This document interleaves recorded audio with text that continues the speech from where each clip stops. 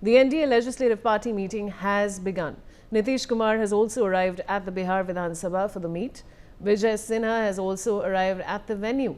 Following the NDA's sweeping victory in the Bihar Assembly polls, Nitish Kumar is poised to take the reins of the state for a record 10th time.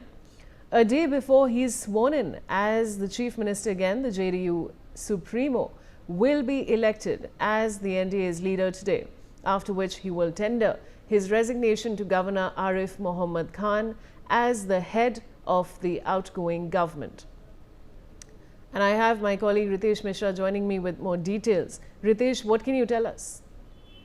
अब बिल्कुल देखिए कि अब बिहार में लगभग सारी चीजें जो हैं वो क्लियर हो रही हैं। अब कल जो है वो शपथ ग्रहण समारोह है। मुख्यमंत्री नीतीश कुमार 10वीं बार मुख्यमंत्री के तौर पर शपथ लेने वाले हैं। इसके अलावा कई सारी बातें निकल कर आ रही थी, स्पेकुलेशन हो रहे थे, आकलन किया जा रहा था कि इस बार डिप्टी सीएम कौन होंगे, तरह तरह की बातें निकल कर सामने आई।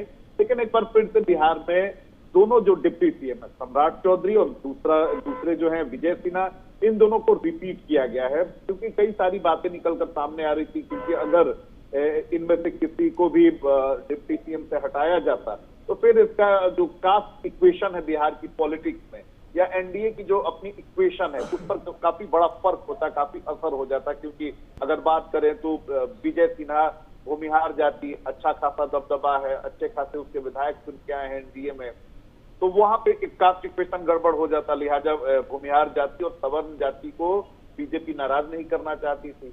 सम्राट चौधरी की बात करें तो सम्राट चौधरी के लीडरशिप में काफी अच्छा शानदार परफॉर्मेंस रहा है बीजेपी का। लिहाजा बीजेपी को अब लगता है कि सम्राट चौधरी पार्टी के एक चेहरे के तौर पर बिहार में स्थापित हो रहे हैं। लिहाजा सम्राट चौधरी की जिम्मेदारी डिप्टी सीएम के तौर पर रखी गई है। हालांकि जो जानकारी हमें मिल रही है उसके अनुसार सम्राट चौधरी का कद आने वाले समय में और बढ़ाया जा सकता है। तो सारी चीजें अब वही रही हैं।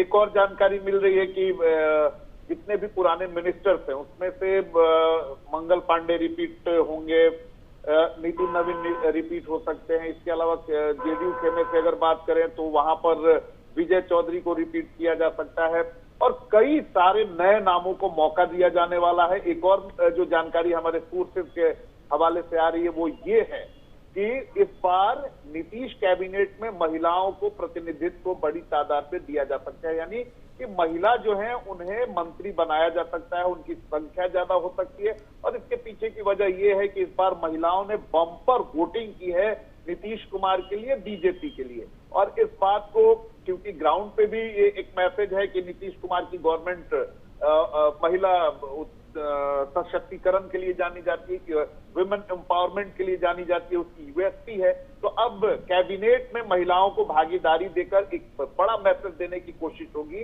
कि ना सिर्फ रितेश बने रहिए मेरे साथ।